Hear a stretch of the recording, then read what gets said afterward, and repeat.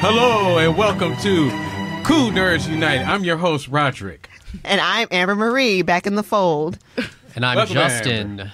And I'm Kim. Yes, got a special guest here, Special Kim. nerd guest. Hello. Who loves horror movies. How are y'all doing? And she loves horror movies. That's why she's Yes. here, because she's the expert.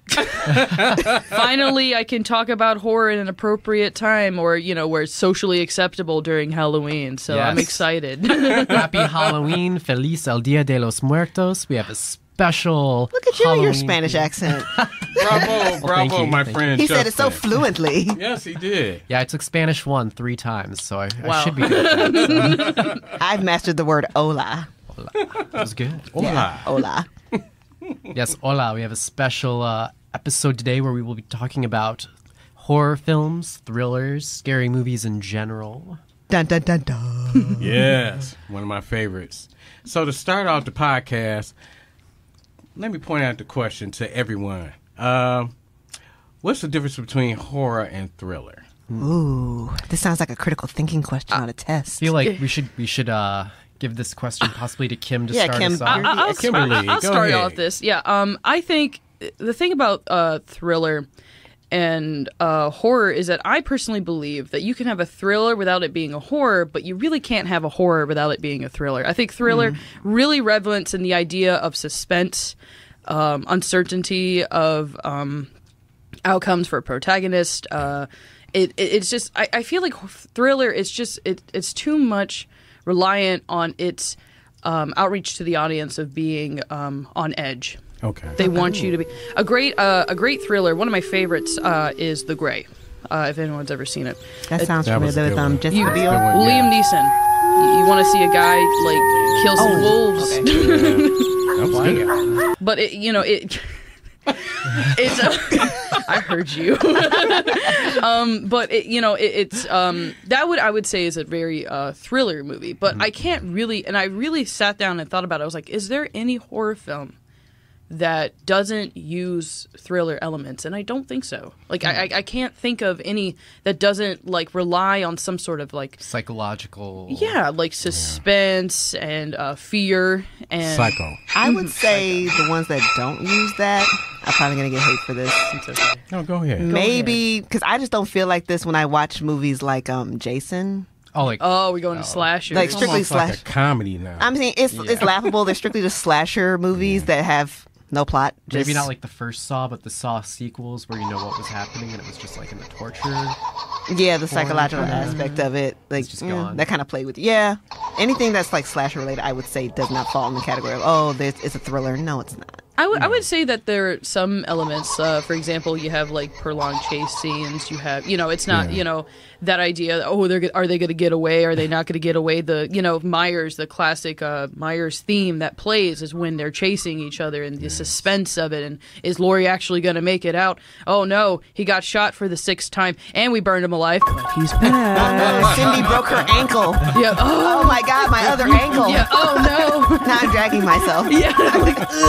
Broke my ankle. But you know what? I must say, Justin, going back to what you just said a few minutes ago, the first Saw I did like, and the second one and the third one I Yeah. didn't too much care for. Well, it's kind of like, you already know what to expect. Yeah. And there's also, when you make a sequel to a very popular movie like that, it's like, was this a cash grab? Or, It becomes a cash grab. yeah. You know, it's like the first Saw was Paranormal brilliant. Activity versus the rest we were of talking the about that earlier. Paranormal Activity was brilliant. Yeah, it was it like a was. good comeback from the Blair Witch Project. Yes. Yes. It was brilliant in that sense because I still have love for that movie, Blair Blair Witch. Witch. I do. I can still watch it. We were talking about that the other day. We were talking about that on Saturday. I was watching it 2 loved days ago, I actually. loved it.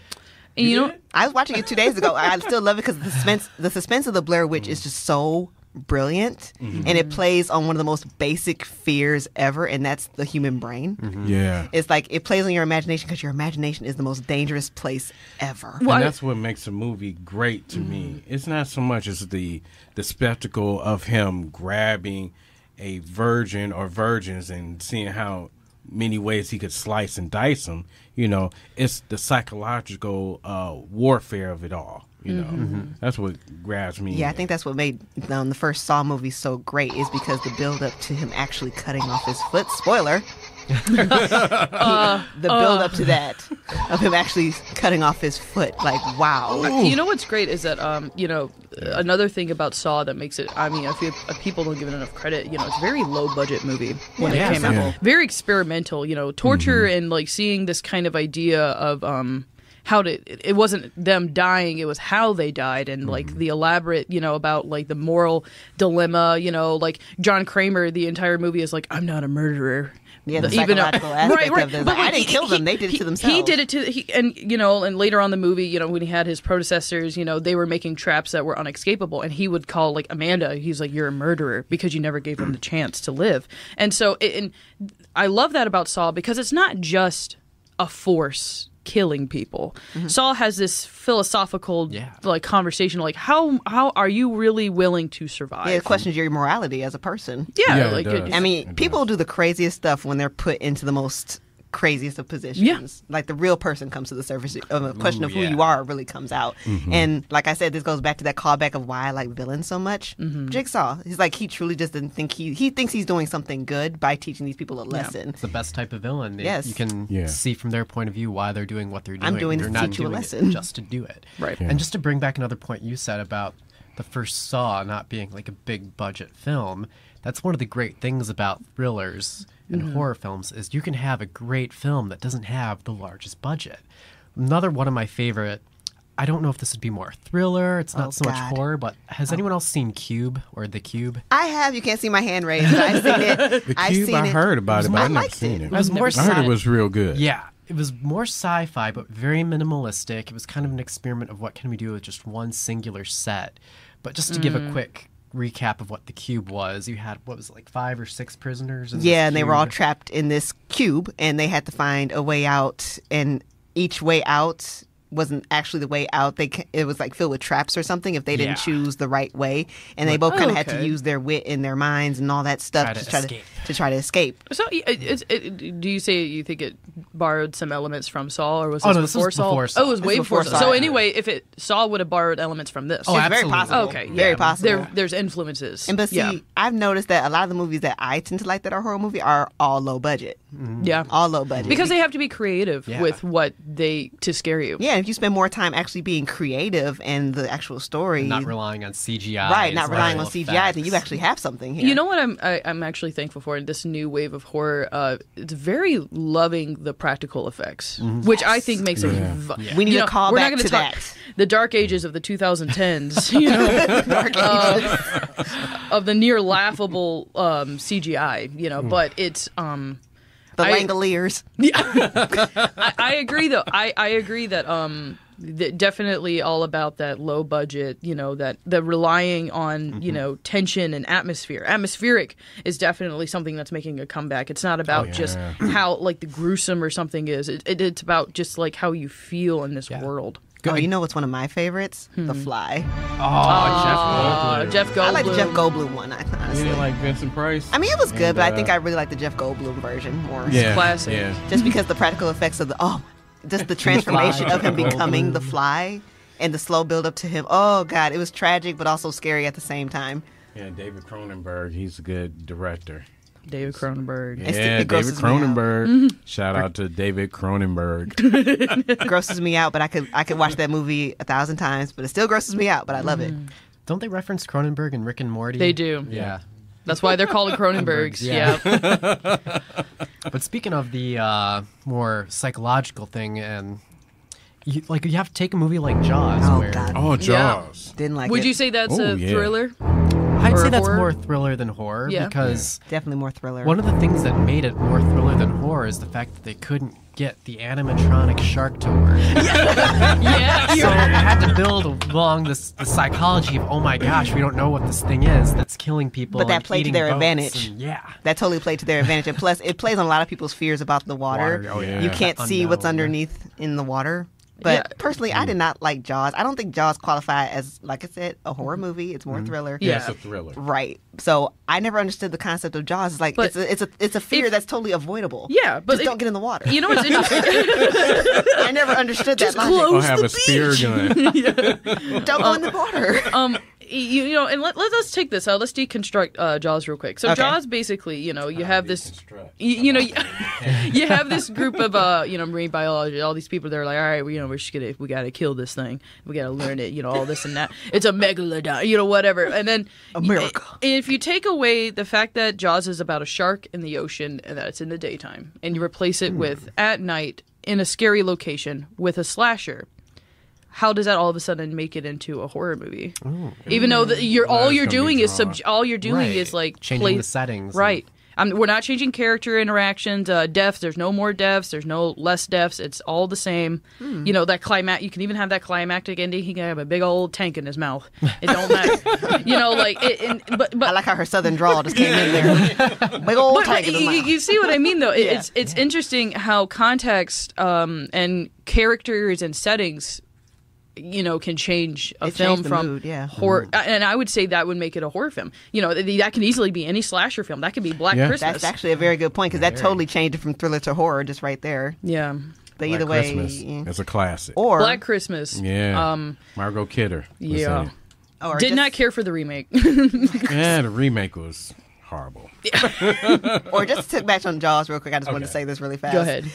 How do we know that the people weren't actually the bad guys and the shark was the good guy? Because the way I see it, the shark is just doing what he's supposed to You do. gotta eat. He got to eat. That's Fish like, gotta swim. Sharks gotta eat. right? Sharks gotta eat. Like, you're in my space. And especially back in the when did that come out? Like in the 70s? 70s. Yeah. People were like, you know, we didn't really. I guess I'm sure we knew about sharks, but like maybe they were like, man, they're man eaters. They're gonna come and kill you know. And now we know that like You're sharks. more likely to die from a fridge falling on you than a Yeah. shark. You just happen to look like something that they eat, and it's like. So at the time, maybe it was scary because people were like, that could happen. Well, yeah, for the 70s. I understand for that time period. But Yeah. to me, it's one of those things I will never understand how Jaws is always number 5 on the top 10 horror movies list Yeah. on AMC. I will never understand it because it's one of those avoidable horrors. Yeah. It's like, just don't get in the freaking water. Just go back to making Breaking Right. Bad. Right. It's like, Breaking I Bad. will never understand it. Just like I remember the sequels. There was one sequel where this was so stupid. I cried and laughed so hard Oh, God. because the Sequels shark are actually horrible. stalked this one person. I guess I forget which one it was, but the shark actually like stalked this family because it had a personal vendetta against this family. Like, wait a minute, now we're just getting stupid. Yeah. Shark Revenge. Shark's Revenge. Jaws is definitely one of those movies that did not need sequels. No. Like, Oh, It no, should have been just not a at one all. film masterpiece. Yeah, 'Cause one it shot. is. it works. Its greatest sequel was Sharknado. Especially with John Williams providing the music. Oh, yeah. Oh, my God. that, John- that minor second interval. 2 notes. Dun-dun. 2 simple notes. It's like 2 Dun, notes dun, and you know dun, dun, dun, dun. exactly. John Exactly. Williams is actually one of the most recognizable composers. He makes Oh, the yeah. majority of like Jurassic Park, Indiana Superman. Jones, Superman. He's made so many that like it's beautiful. The only man His can make 2 talent for notes it. sound really scary. Yeah. Dun-dun. And John Carpenter. That's the sound of your life ending. So, talking about all these horror movies and how they kind of define them as a movie. Would you say that any of the really known horror films are like the best one? This might be a Ooh. point of contention, I feel but like how we just go around and say what our Yeah. favorite or what we think the scariest. Our Yeah. favorite Yeah. scary movie. from any time, Go for Amber. go Amber. Okay. Wow, me first. Okay. I think my all-time favorite scary movie that literally and still to this day scares the crap out of me is Final Destination. Final really? Destination. That's You want to another talk of the about? more Not the thriller sequels, versus horror. just The original. first one? The first one, not even the second one, just the first one, because it really just kind of set the bar when that fear of flying that I used to have as a kid, Aw. which I still Yeah. kind of have, but just the idea of being trapped on a plane and then it exploding, and plus the whole idea that death was this force that was just coming to get you is it. The whole concept behind the whole Final Destination franchise was like it made me paranoid. I did really like that. I really liked the premise of that death being that force, and it just it skips you, and then it goes to you, and then it goes it had to you. mechanics. It's like it wasn't an evil being; it was just doing its job. But at the same time, it's like it made me so paranoid after I saw that movie, because I questioned everything that I did. Like, how do I know, like, me doing this right now? Cheating death. Right. I don't want to cheat death. I don't want to play this game. If it's my time, just let me go. I don't want to play this game. I don't want premonitions of my death. I don't want it. I really share that same fear of flying too. I went on an airplane one time, and I literally almost cried the whole flight. But I have try a fear. to focus on the fact that, hey, I'm going to get there in one piece. And then you have turbulence. And turbulence hit. I'm like, oh, this is stuff this like is a that. little bit too much. Stuff like that makes me think about like people that were on 9/11, God rest their souls, Yeah. and just knowing that this plane is going to crash, and you have very moments before it does. Like, what do you do in those moments, knowing that you're about to die, and there's no one that can save you? You're stuck on a plane. It's one thing to be stuck on a train or a ship, but to be on a plane, no one can save you. You're just going to die with the hopes that 1 in 1 million chance you might make it out of this alive. You Here's would a not. question: do you guys have a favorite haunted movie? A movie that's based on Like an a actual haunting of a house, real or, life? A real one, or possession of a house, or Oh, I saw The really. Amityville horror. Amityville Horror was pretty Classic good. The first one. one. I recently saw one that was based off of a true story called Veronica.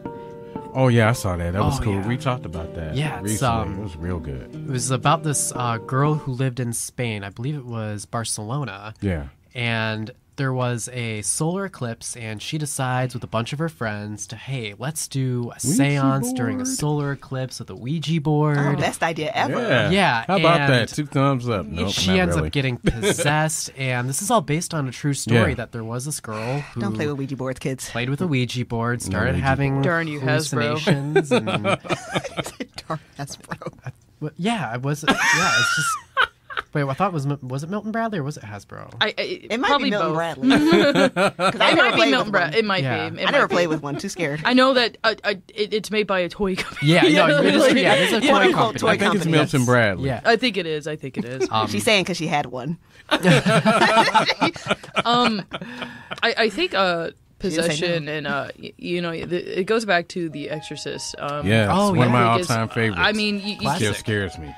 people are still scared. I've known several people who are like they're big horror buffs, but the moment you bring up the exorcism and all that, they're like, no, don't even bring that film in my house. People are still terrified of it, and I think it's one of the first ones who really breached the idea of having like religious horror and have Oh, it yeah. so Yeah. raw and so like unapologetic about it, and I think that scared people, especially very religious people were very like horrified because Yeah. it was a nice like kind of visual metaphor of what their faith believed could happen to Yeah, people. so not to actually see that personified in a Yeah, movie, it's yeah. like, wow, okay, this is what I have to fear. I'm a lot good. of the origins of religion, though, it's based on that fear. Yeah. Fear of death, fear Yeah. of the afterlife, fear Yeah. of the evils of human and then nature. and then all the things that happened to people on that set in Exorcist, and then of course in Poltergeist when they had dead people on there, and then all the shenanigans that happened with that cast. You're you know. living in a house on an Indian burial ground. No, they used real dead people. Yeah, it Oh, was wait, I'm At sorry, the- what? Yeah, it was real Yeah. dead people. Wait. You know that ending scene where they're all kind of like swirling around, and I forgot the actress's name, but she's like holding on to something, but it's a skeleton. That was I a beg real. your unbelievable pardon? It was Joe Beth Williams. Wasn't there some kind of curse or something? Like all the people involved in that movie ended up Yeah, dying. Joe Good Beth bit of 'em. Williams. She Yeah, that's had scary. a miscarriage. Was it Heather O'Rourke? She died of some sort of That sounds from disease that she wasn't able to process her food properly. Wow. It was disgusting. It and was horrible. and it could be our hyperfixation on it because we're Yeah. like, oh, well, dead skeletons were involved, so therefore any bad thing that happened was clearly linked to the, But I know it's highly coincidental. that could be it, but and what I want to talk a good subject to talk about is a horror film within its own merits, within its own reality and how it transcends into our real world. Like, for God's sake, when you would see a hockey mask, you think of Jason. Oh, yeah. And that's what's so brilliant about iconic, and I think that's what iconic means. When you can see something so minimalistic that barely references something, your mind immediately goes Jason, to Jason Voorhees, or you like see a scythe. Michael Myers mask. Originally used James just to T. cut Kirk. grass. Yeah. or the regular butcher knife from Scream. William Shatner. Yeah. Oh man. Poor William Shatner. But and it's and that transcendence in a way kind of like solidifies it as a cultural icon. Yeah. As Definitely. as That's what makes them epic and just great movies. Like when you have a lasting impression like that. that transcends generations. Yeah, like really. years and years and years and Like that my parent- 5-year-olds know what this means. Yeah. Like, that's terrible. Like, why do you know, Jason? Stop talking about that at school. Play your Pokemans. I'll say that. I'm sorry. No, you're not. No, you're good. Out of all the slashers, I think my heart of hearts will always go to Leatherface. I don't know what it is about that big old man. I think I like that one. I like Leatherface. Leatherface. Why?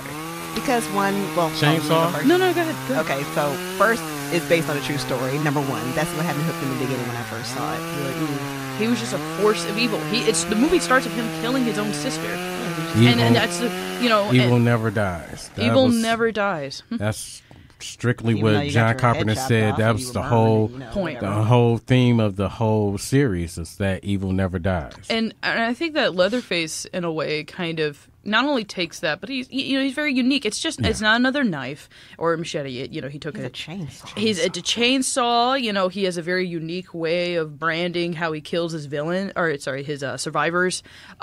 His whole backstory. I like the banter he has with his family and them like sitting at a table and Yeah, there's a sense of normalcy for them, actually. yeah, like it's And there's something really tragic about him, too, that I like. very tragic. That's almost on the level of Jason, which I think is a bit more tragic than Jason. Ah, I mean, that makes a lot of sense. yeah, because he was born, I think, with a deformed face. Yeah. Which is why he peels off the face of his victims and then wears it as his own. Poor So, thing. yeah, there's a certain tragedy to him. I think he was actually created by his family. Yeah. I don't think he just personally. Inbred. He was I think Hey, he could have been inbred. I I, think don't he know. was inbred. I will say that, however, just because he's my favorite, I would still say out of the three iconic ones being Jason, Jason, Freddy, Leatherface, Michael Myers. There's so many of them. I would say Michael Myers is probably the most raw energy because he's the only one that doesn't really, if you exclude the Rob Zombie movie, he doesn't have a backstory. He just comes into this. Yeah. He's born killing, and then he's just unkillable, and he just does it. Nobody I don't think he ever talks in the film. No, he he never doesn't. talks. It's funny that you talk about that because we were just talking about that earlier about how characters don't have a backstory. It kind of makes them more terrifying. Yeah. In you a don't way, know what their motive is. we don't know what their. So you when don't you know how to stop it. Like right, the we don't know. Creeper. Yeah, Yeah. like the creeper. If we don't have a backstory, we don't know what he wants. We don't know how to kill him. We don't know the whole 23-year rule. We don't know anything about that. So Yeah, it's like like it the makes Creeper. him. Yeah, it makes them 10 times scarier. Which I agree. Michael Myers is like he is just a force of evil. We don't know what he wants, and I just got a little scared just now thinking about it. Human curiosity and human intuition and all this and that is the reason why we evolved and became the species we are today. And to have something that we can't understand, can't process, can't even reasonably understand why they're doing it is, I feel, terrifying to our core. Because that is that's terrifying. us as why we're on this earth, that like understanding. And if we can't understand something, it's terrifying. That is a very terrifying concept. The ability to not be able to understand the motive of a character. That's, Well, that's the same. So you don't know thing how to kill it. You don't know. That's the You same don't thing know. with the Creeper and Jeepers Creepers. Yeah, so I argued with my boyfriend about this in the third movie that I didn't like it because I wish they had expanded on, okay, what's the creeper? Why does it have this 23-day limit of killing people? Why does it only come back every 23rd spring? I want to know what this thing is. But that's it. But That's enough. he explained it to me like, I think if they actually told us what it is and if they actually gave us a backstory and all that stuff, it probably would take away the fear factor of the creeper. Well, it's like a magician never reveals Yep. his secrets. Right. It's part of the Don't code. explain the Good magic. point. Don't explain it. I mean, because in the third movie, they did find out what it is, but they never revealed what it is. So now I'm kind of like, maybe I don't want to know what it is, but I still kind of do because that's just me. I need to know, like, what is this thing? How can we kill it? Yeah, that's so true. And you know what? That's what took away the excitement and the mystique of Freddy Krueger. When they started doing His backstory. backstory. It kind of ruined it for me. The very became less first frightening. one was excellent. Yes. I mean, especially the part when Johnny Depp, I like Johnny Depp, when he gets sucked into the bed. Oh, And God. then they One of the cringiest moments I've ever seen on a movie. Oh, I will blood. And I like Johnny Depp. Nothing against Johnny Depp, but that scene was really gross, but it was powerful. slasher films, people understand that they're movies, that they're fake. None of these are real, but people still take that with them, and they're still afraid. And I think, and that's what's so fascinating about horror films. It is the only genre that feeds into something that's not even good for us. Being scared is a defense mechanism, but we actively try to act. We criticize a movie by not being scared enough. We want to be scared to the point of just like going home and having the lights turn on, having your Bible kind of tucked under your pillow that you haven't read in 6 years. Why am I getting scared right now? but it's so, and that's what's so fascinating about horror, and I think it's something to briefly mention is that it's kind of like why do we do it? Why are we so fascinated and so willing to actively go against a defense mechanism? The rush For entertainment. Well, yeah, the endorphin. The Yeah. endorphins, Yeah, the the adrenaline. endorphins. Some people get off on being afraid. Yeah. Yeah. Like just the adrenaline rush, kind of like jumping off of a cliff diving. You just want the rush of being afraid. You want the rush of going into a haunted house and being terrified. Well, Quite it's frankly, I just don't like it. roller coasters or Yeah. Yeah. Yeah, you get high off of being scared. I think it's definitely, and that's a big part of it too. But I will say that horror films are definitely one of those like y'all said. It's for the rush of it. It's for I want to be afraid. And I want to feel like this thing is going to follow me home. And I'm never, like... I'm getting really uncomfortable because my mind is acting up. You're like, oh, jeez. I have to be alone in my apartment tonight. Oh, I'm no. sorry. I'm sorry. You don't at least have a cat with you? Yeah, I do. That's what he's kind of there for. Like, if he sees something, then I know something's up. Sees evil. I thought cats were pretty chill, they're just like, sup, dogs will be like, Casey better become a barf, guard barf, dog. sniff, darf, there's the thing, barf, borf, and then usually the film kills them, and then you have like a cat just chilling. The cat knows what's up. Like, Cat knows what's up. Hey, man. I have a big question for everybody. Okay, so this was brought to my attention. Does today's society affect the shock value of horror films? Yes. Yeah. Yes. Yes, Oh, it does. culture is very much. Yes. When you look at a film, you have to think about the time frame. Like if we watch Psycho, it's not scary. We watch it and we're like, we appreciate its artistic, its historical value. Alfred Hitchcock. Yes, Yes. we appreciate it, but does it scare us? No. So would you say that we're completely desensitized, Oh, like someone getting their head chopped Not off at or all. getting their guts ripped out? So if we watch a horror movie, does it lose its shock value because we see it on a regular basis now? Because you can see that on Facebook Live or If anything, World Star. So it's like, I know World Star, right? No, I'm just saying you see these things on a regular basis. Yeah. So when you go to see a horror movie and you see this stuff happening on the big screen, it's like, does it have the same effect as it would have? if anything, I feel like it has to. Horror films now have to be on a higher level psychologically because the on-surface blood, guts, and gore, since it doesn't affect us as much, since we see it Yeah. Man, I remember there was a time period when I would just see people would share these terrorist videos of people cutting heads off. I'm like, why Yeah. would you share that and post And it becomes that? a normal Oh, thing. Like, wow. okay, And you just whatever. have to block it and whatever. But yeah, Yeah. you're when you're used to seeing it like that, you have to. Yeah.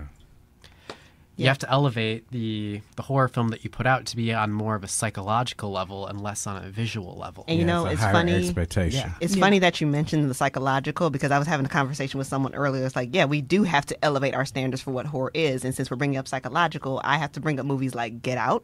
Oh Yes. my god! Yes. Yeah. Get Terribly Out. scary movie. Should And have The won Purge. movie of the year. And the Purge. The Purge. The Purge, really. Anything Should that have hits, won too movie close of to the home. year. yeah. I'm anything still that hits salty close to about home it. Yeah. now, I think is qualifies as scary. To anything that's real. I will say that the last Purge film should have been the only Purge film. That should have been the Purge film. That should have been the Purge because film. The concept behind it was That was the first Purge, right? Where it was called The First Purge or something like that. There was The Purge, and then the recent one that came out was called The First Purge, which is the very beginning of this social experiment called The Purge. Yeah, The Purge. And I like this one better because it really kind of made you think, like, you know what? I could see this happening. Because the way they rigged the Purge was they started getting rid of, like, the welfare groups, the people that were, like, on it would have been Section 8, things like that. Like, they were getting rid of these minority groups. They were trying to manipulate the system in such a way where they got rid of these people. That is very frightening to me. Yeah, that's what I'm saying. Very It's so close to home, which what makes it terrifying. And you know, they went into, like, how when it first started, people were just kind of dancing in the streets. Nobody was killing each other. And then they sent sleeper agents in there to start killing people. To make it seem like it was working. And then people felt like, oh, well, conformist biased. Well, I guess I got to start killing people, or if they don't kill me, arms race. They played on the psychology of people. What was that? What was that group thought? They played on group thought. They had to, and that's hive mind. Yeah, and it was so good. And I'm like, that should have been. If that was the first one, they would have done excellent. I mean, I love because it's social commentary. Yeah, it transcends from. Based off of his, a psychological thriller. If people just randomly could kill somebody, I guess they would. One day like a year for 12 hours. Yeah, I guess they would. That That's what been it's the initial pitch. This should have been the initial pitch because it was a huge social commentary. This is Especially something nowadays. I can see happening now. Yes, with all that's happening with a certain toupee wearing orange son of a gun.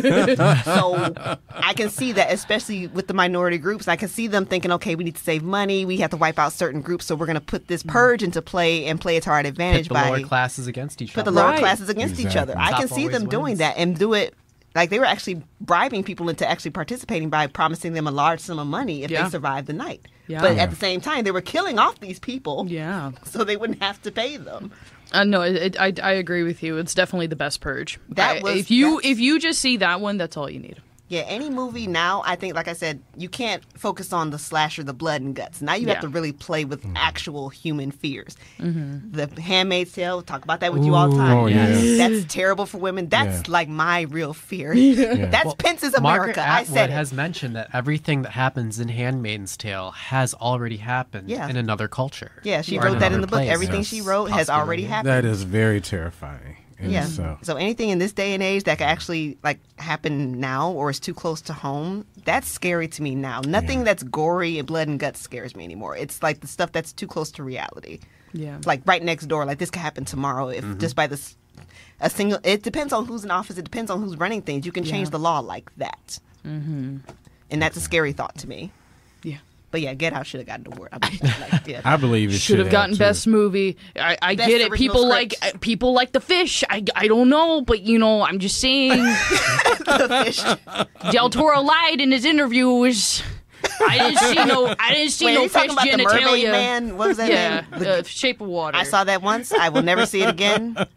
I'm done. Just saying, Get Out was way more. Anyway, he got the award because he's Guillermo del Toro, whatever his name is. I can't say his name, but it's like The Shape of Water was just so. This is so awkward for me. I don't want to watch fish sex. But Get Out was a nice. Take on horror. I would say it's definitely. It's got horror elements. There's a deep psychological horror to that movie. Yeah. I think that movie played on a lot of black male fears. Yeah. Or just black people in general. Like the fear of, how should I say this? Like people that want to be us but don't want to be us. Yeah. If that makes sense. Like you want all our best aspects, but you don't want our struggle, if that makes sense. Yeah. So you want all the good stuff. You want, that's how I took it. It was definitely cultural, socio-cultural horror. Yeah, and that's what made it scary. And I was going to get to this is that horror is so. The great thing about horror is you can be so experimental. Yeah. And then you just got to keep doing all this random stuff and wait until something sticks. If you keep doing the same thing that's already been done, it's kind of like, oh, well, that's just another horror film. It's just not that, another Exorcist film, great, you know. But, oh, look, the cross turned upside down. Oh, my God, I've never seen that before. Demons in the dolls coming to kill us. Oh, no, the kids doll. talking to something that's not there. Oh, no. The dog's acting crazy, now it's dead. Yeah, but that's why, Get Out was so memorable because it was so different. And it worked. And that's what we need. And that's what we need in but horror. that's why I wasn't in such a hurry to see the Halloween movie. Like, oh my God, I'm done. I don't want to see more. I want something different. Scare the heck out of me, please. I think that's more for like fans. You know, just to that see was it totally again. fan service. Yeah, like just to see it again. We need the movie. We need money. Yeah. Let's just push out another Halloween movie because you can't lose with a Michael Myers. It goes a little bit further than that once you see it, though. It goes a little bit further. I thought that at first myself, but when I went to go and see it, I said, oh, this speaks about what's going on right now with the Me Too movement without giving too much away about the movie. Oh, snap. So, yeah, Bringing you Me saw Too into the a Halloween lot of people in there, mostly females. I took a little quick survey. I'm like, wow, you don't see a lot of guys in here. You see more females. And I love Jamie Lee Curtis. I think she gave a wonderful She's an performance. old lady with a shotgun. Hello. I would go see Halloween just for her because she has a watchtower. I love like how her house with a rifle. Well, I loved how like the whole like marketing was like, I'm going to kill Myers, and I'm like, what? Again. What? Again, yeah. Again. So I highly recommend to go and see Halloween. It's really good. I'll see it just for Jamie. Just for Jamie. I just want to see an old lady with white gray hair wielding a gun and try to fight Michael. My personal favorite horror film of all time. Of all time. I think I already know. You already know. It's the 1982 The Thing by John Carpenter.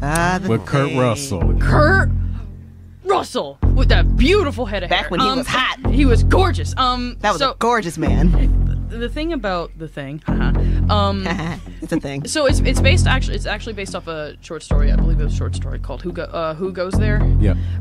So it's not technically an original, but there was a lot of interpretations, adaptations to it to make it its own identity, and it was so beautiful on so many levels. The masterwork of just like the cinematography of it, the idea that the thing itself was so theatrical. It was all about the spectacle. It was all about the effects and seeing all like the way it took form and misshape. But the best part about The Thing, by far, is the paranoia.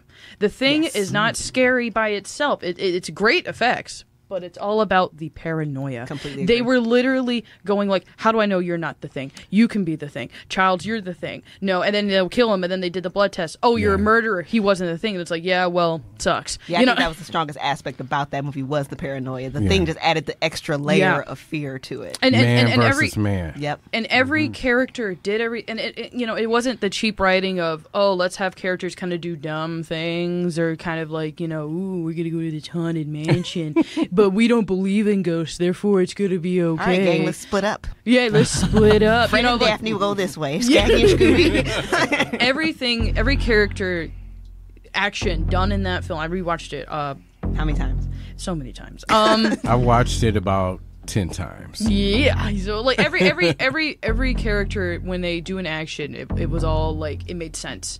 When they realized that the moment they would get out, it would end the world. I believe it was Windows. No, Blair. It was Blair. He started, bashing everything. He killed all the dogs, and he was like, "We're gonna die with this thing. We can't leave." And they started burning all the bodies, and the only time people died was either through fatal mistake or they didn't know an aspect of the thing, which. And that's what I love about, and all the characters are so memorable. They're written like people. They're written as like smart, actual scientists, biologists, engineers that they all were. People that act like real people. And the ending, yes, and the ending was just so wonderfully done. I would say that's The Thing, the best one. Okay. Well, I have to ask you, since you saw the original Thing, what did you think of the remake? Okay. All right. Here's the thing. The thing about the thing.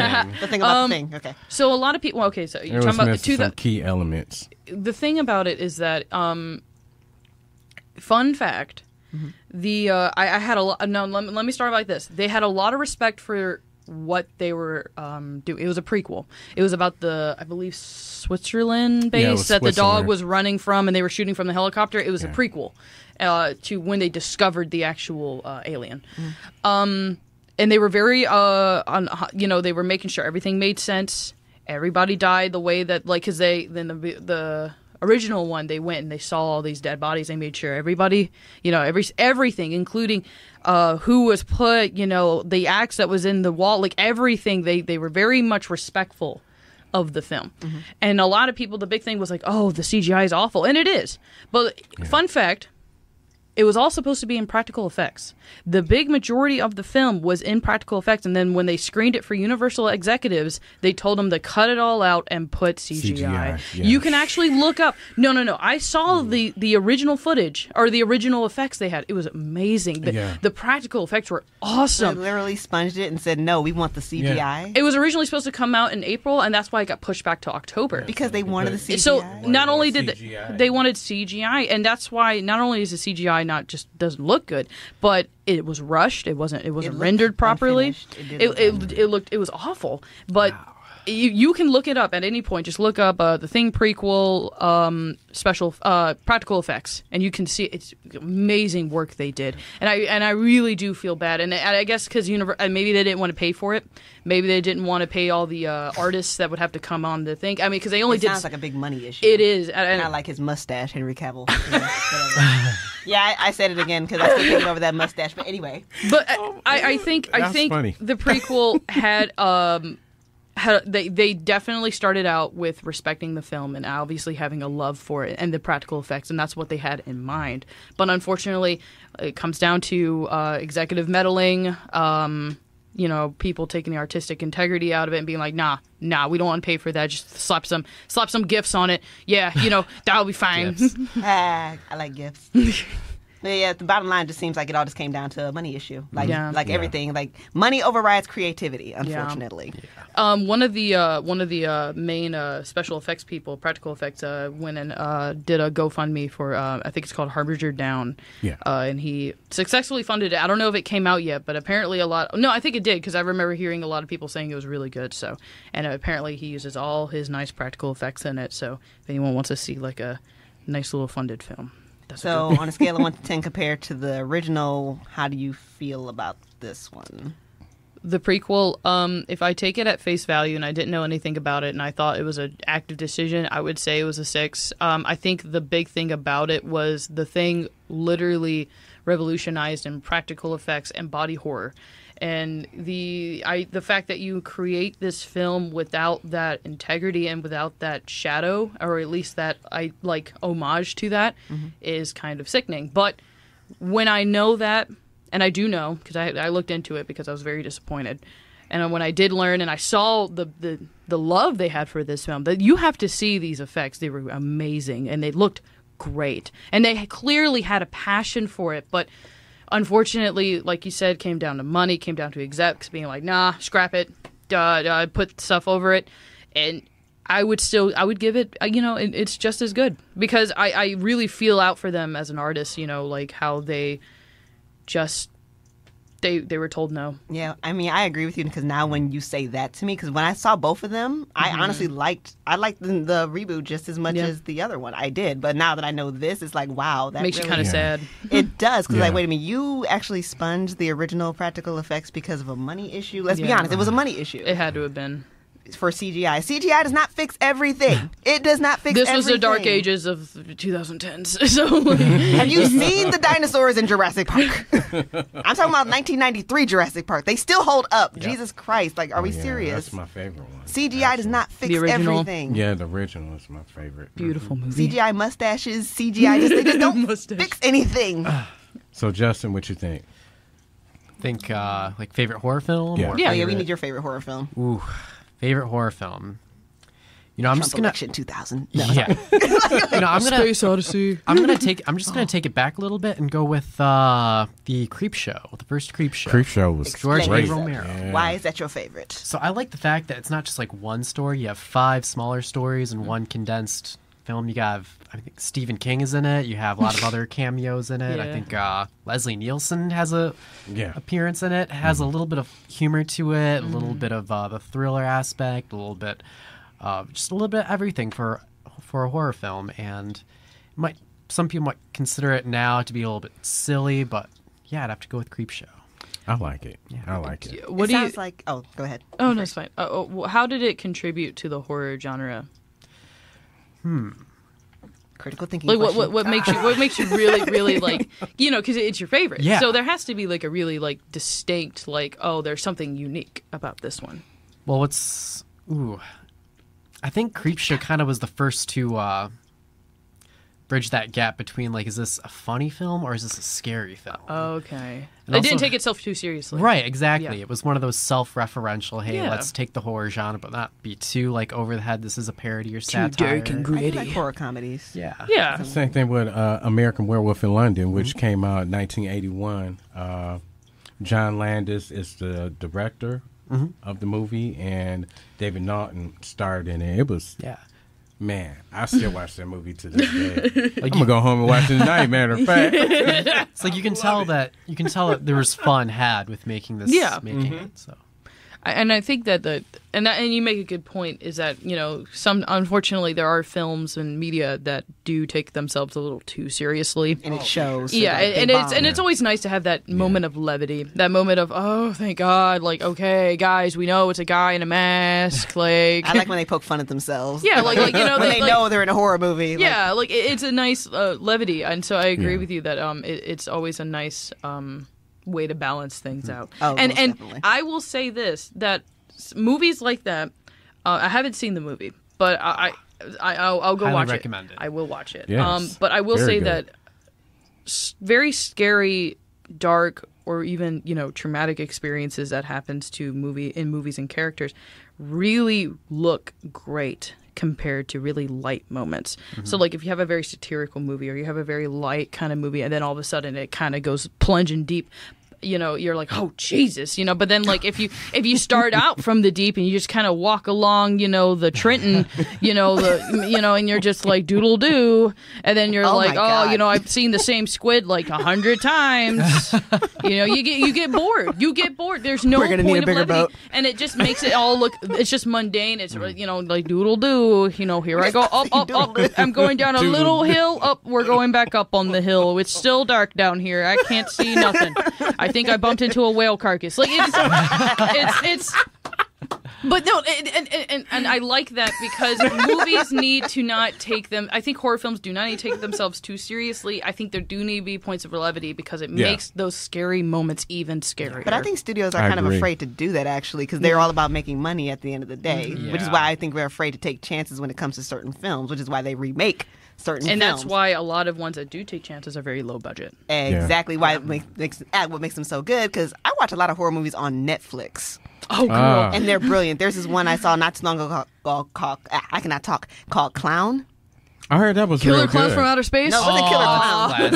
That wasn't it. It was literally called Clown. It was the basic premise is that this guy, it's kind of standard. He finds Yeah. this clown costume because the clown that his wife hired for his son didn't make it, so he finds this old clown costume and he puts it on, and for some reason he can't take the clown costume off, and then we find out that the no. costume isn't actually a costume. It's That's it's the costume of a demon. Chlorophobia, one of those. I mean, you should take a look at it. It's really low budget. One of those movies like, wow, okay, this is really cool. That's some SCP kind of stuff, man. Yeah, this is why I really like Netflix, because they really take on these small projects. Yeah. Yeah. And they're actually really good. And this is what big studios need to be doing. Like, hello, take some chances. I mean, I know they're worried about the whole money aspect, but Yeah. sometimes you got to take a chance with some of these. Train on Busan is good. Yes. Train to Busan. I'm sorry. That movie is excellent. Oh, A good way to know that you're in for a good horror film is if you see that Sundance in the beginning, you're like, oh Jesus. Yeah. You're like, oh, it's about to get real freaky in here. No, like, you know what? Speaking of Sundance, a really good film. I would say this is my second favorite horror film, tied with The Thing. Very close is The Witch.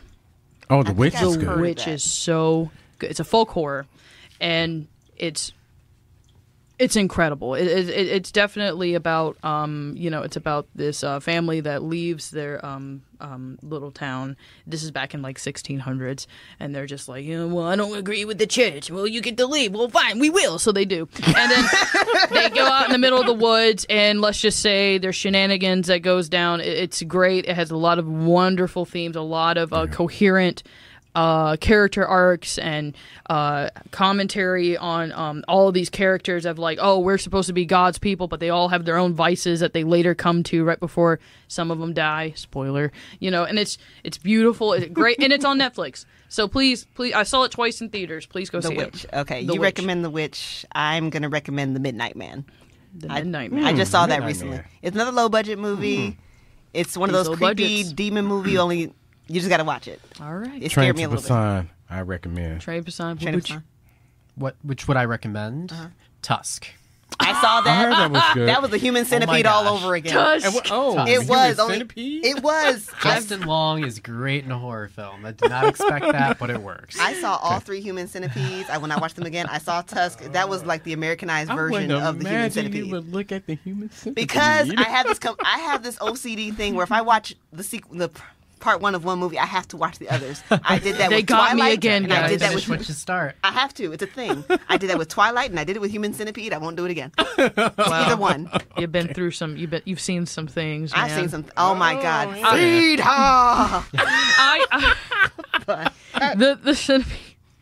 Mouth to Tusk, butt. I agree. Oh, Tusk.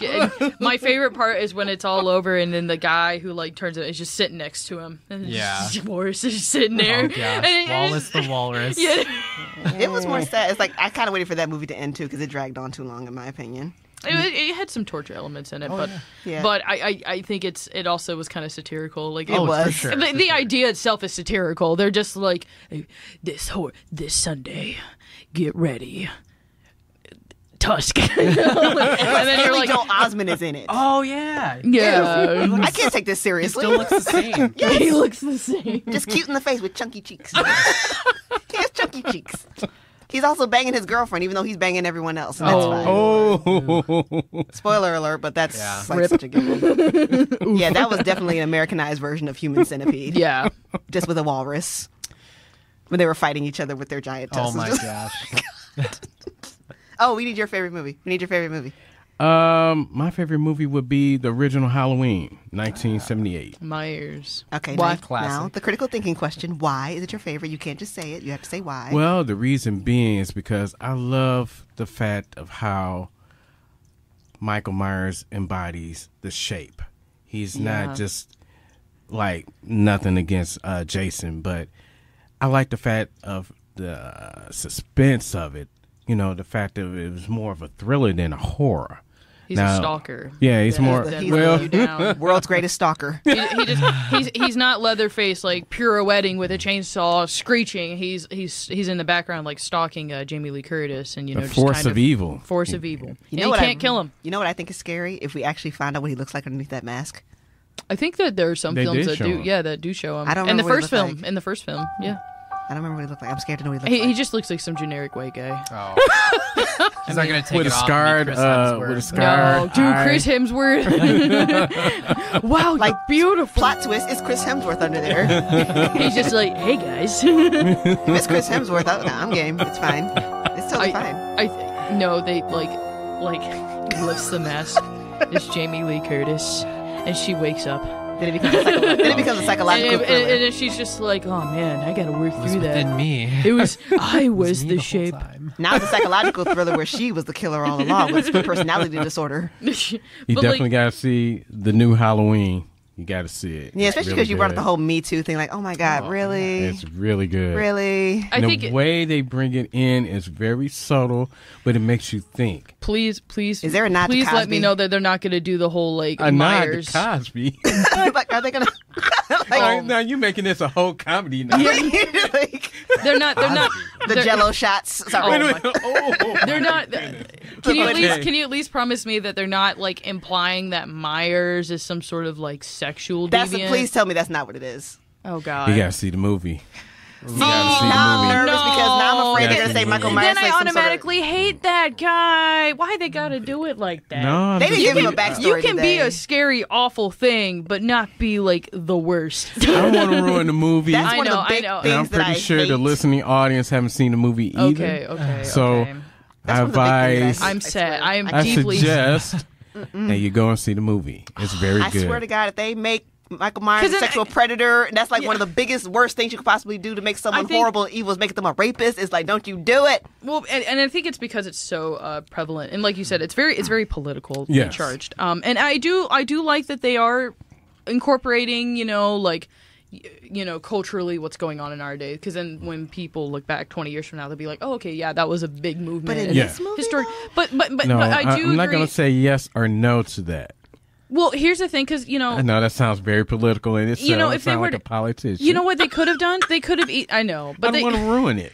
they could have easily done that with Freddy Krueger, he was a child molester, and they didn't really and that's always been a thing since the beginning, but they didn't really talk about it until it was an unspoken thing. It was until the newest one. They were very blatant. They didn't show anything, but they showed like his lair, and they showed subtle about it. You could be subtle about it, and then but the thing is, you already have these licensed characters who are already like that kind of messed up, and we've already accepted that. Like you can't that's the whole point of Freddy, is that he was a terrible human, and then he died in this fire, and then became this horrible thing. And you're like, okay, like that's why he was an awful person, and that's why he's suffering the way he is because how he horribly hurt those children.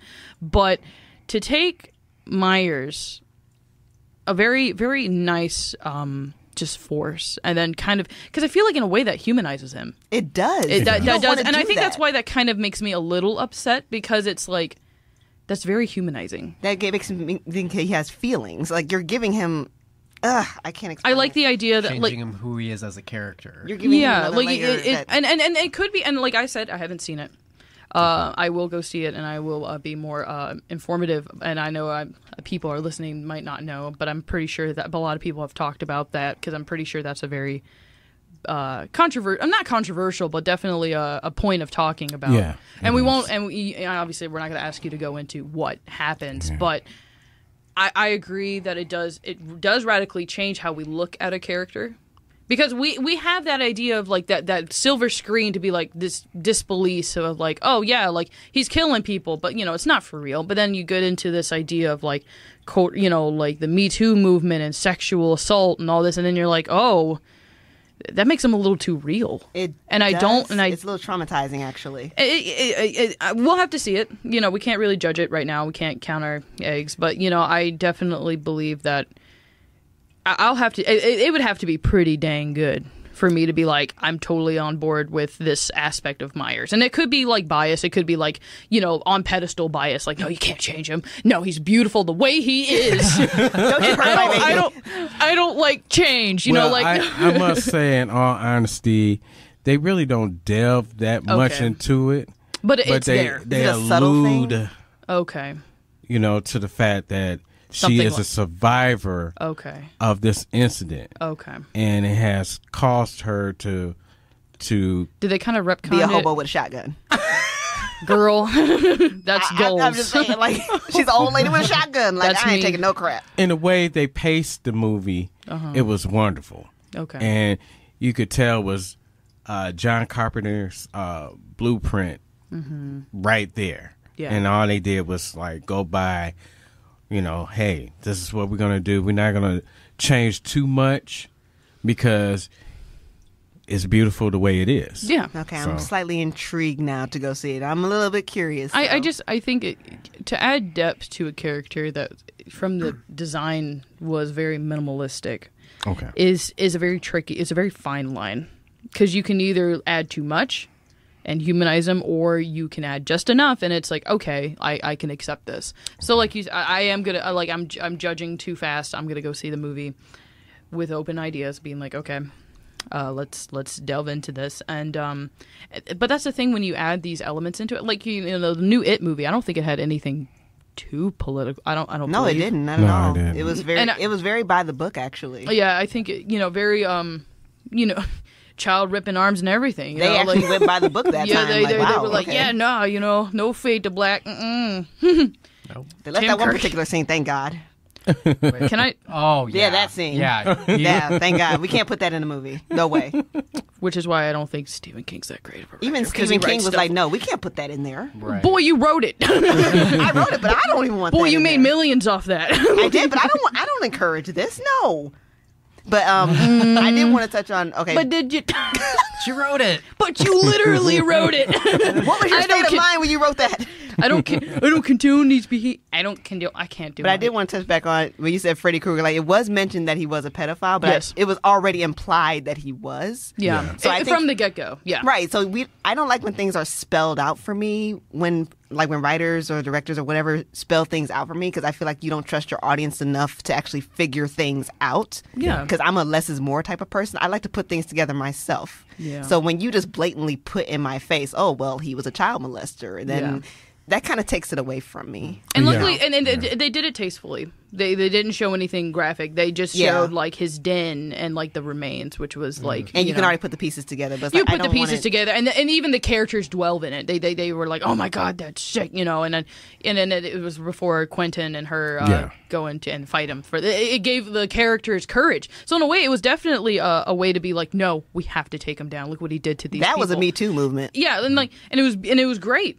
Because it was actual character motivation, and like you said, it sounds like this is a very character motivated. It made Laurie, I guess, more inclined to kill. Right, and like we said, we're not going to go into too much spoilers and what happens and how it goes and what did happen. But I agree that to add such a human element to a character like that, and especially a very relevant. Very, very sensitive topic now, and to be like, oh, well, he's already an evil character, so let's make him even more evil. It's like, I mean, I don't like that idea. But then, there's a degree of pandering that you don't want to. Right. You're trying to use the social problems of you gotta watch. It's a fine to make line. a buck. Yeah. That's what I feel like. I feel like because you're throwing in this Me Too movement, I feel like you're really just trying to play on people's pain in order to get more money, which is not good. No, that's what it feels like. Like I said, it makes them too real. Because then, you know, you have... It's traumatizing. You do make care... Because we have that disbelief that, oh, Myers isn't real. But now we're adding the idea that he is real. Yeah. Oh, sorry. But, like... Okay, so any final thoughts? Anything else you want to add? Random noises, random commentary, words of encouragement, quotes. Stephen King wasn't that great of a writer. But that's a whole nother podcast. Misery. Okay, you can have Misery was good. Okay, he gets one. I love that. Paul Sheldon. You've never heard of Paul Sheldon? we could do a whole episode on Stephen. Not my Misery. And we will. Yeah. I guess the last thing to talk about is horror. Like, where's horror going? Where's the genre going? Personally, I'm going back to the psychological. Like, they can't keep doing what they're doing. You got to come up with something new and fresh because. And I'm desensitized to everything else. You want something fresh and new? I think check out Netflix series The Haunting on You told me about Hill that, and House. I'm scared. You were like, you came in the door like, listen, listen, and I'm just like, look at that look on Gavin's face. Yeah, he knows. That sounds too close to the House on Haunted Hill or the Haunting of Hill House. The Haunting. When he told me that, far better. When he told me that, I was like, oh, is that like some haunted house down the road? Like, where's that on Telegraph? And he was just like, no, I was on. You would say Telegraph right where I live at. Right? It does sound like an Arabist place. Like, wait a minute. Ooh. But no, but then get he was tickets like, for that? you need to see this, man. I mean, it changed my life. I'm not watching it tonight, that's for sure. We're too busy talking about horror I'm movies. so scared. I'm not watching it tonight either. I'm going home and watch The Office. Yeah. I'm watching an episode of SpongeBob. That always makes me feel better. SpongeBob, yeah. I have to watch something happy after I watch a scary movie. Podcast on could do SpongeBob. Oh, please. Singing the fun song. Because I have to watch friends who do stuff together. You is for you and me. Do y'all think that as experimental as horror is and how refreshing it is and how, you know, it'll always change. It is adapting. It's always evolving with us as a culture. Yeah. Is our current, what we have right now compared to the old and compared to everything we talked about, what do we have now? Is this something we should be proud of? Like, as our culture be like, yeah, like, you know, like our parents are like, yeah, y'all don't know horror. I grew up with Freddy and Myers and, you know, Leatherface. Do we have that same staple, or are we just relevant in the past? You know, we have so many remakes. In the past, definitely. We have so many remakes, but we don't have a lot of IPs. I will say Jigsaw is becoming relevant. He's very relevant. I think he's definitely going to be like, oh yeah, like Jigsaw back in 2010. You know, Jigsaw's the only character I see now that's becoming an icon. But he's other iconic. than that, it's like we're still going back. Like I say, we're not trying anything new. Jigsaw was the only character that actually kind of stands out as far as 2000s go. Yeah. So is there any other iconic character? I would say the Creeper. He's a low budget one, maybe. I don't know. Candyman. And Candyman's in there. Oh yeah, Candyman. But how often do you hear Candyman? I would like to see them do a remake of Hellraiser too. I love Hellraiser's overdue. Hellraiser. We will tear your soul apart. Yeah, Hellraiser's overdue. Was that 80s? Late 80s? Yeah, it was. 87. And a remake of Children of the Corn.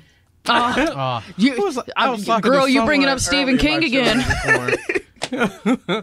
I was talking to somebody earlier about Children of the Corn. That was cool. The ending, good old Stephen King ending, just a random ending, and then it's anticlimactic. I don't That know is how he Stephen does King, it, but he though. does it. The Mist is good. I'll give him that. That The was a Mist messed is up good. ending.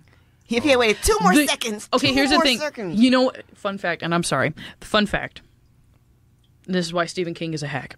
Oh my God, woman. The original ending. No. In the books, they just go. They drive to a house and they camp out for the night. That's how the movie ends. Like I said, very good about that anticlimactic ending. The film, it was the director's idea to end it that way. So he gets all the credit. So Yeah. I don't care when people are like, Stephen King is so That was mind actually a blowing. I'm good like, shut ending, up. 'cause it Do was your so messed research. up. It was so messed up. If he had waited 2 more seconds for help to arrive, then finding out, wait, I just killed my son and everyone else in this car. That, and that is why that film is so iconic. It's those literal last 30 seconds. if he had just waited a little bit longer, And it's like, beautiful. ugh. They did such a good job. I love that. All right, so we ready to wrap up? Yeah, let's wrap it up. Okay. Justin, you want to have last words? Last words. So long, farewell. La vida, say goodbye. Adieu. Adieu. Last words. So, as we wrap up this Halloween episode, this horror and thriller as a genre represents the deepest and darkest fears of the human condition. And as that human condition changes and evolves and grows throughout time, so does the reflection, which is represented in this genre of horror and thriller. So I'd like to say that when you go out and see and watch your horror films and really reflect as those films reflect you and think about how does this represent who I am, who we are as people. Well said, my Well friend. said. Yeah, I was running out of notes. Beautiful. No notes. Oh my God. Did it live. We did it live. Right here I in Cool saw it. Nerds Unite. Very inspirational. Loved it. Okay, so shall we close? Close. Once again, thank you for joining us here on Cool Nerds Unite. Don't forget to like and subscribe to our channel. You can listen to us on SoundCloud and iTunes. Follow us on Twitter and any other social media that you can think of, Instagram and Facebook. Write a review. Tell us how much you love Yes. us and hate us. Mostly love us. Love Just us. love us. Always love us. Love. Nah, give me that hate. I feed off that We bitterness. love reviews. We Yes. love reviews. We want to know what you guys think of the show. We want ideas for new shows. Just tell us what you think. We love different topics. We want to hear from you. We might even read your reviews on the air and make you embarrassed. Yes. Live. I'll say your full name and your maiden Your name. whole name. Wait, the maiden? Live on the air. All right, so once again, guys, thank you all for listening. And remember, Stay nerdy.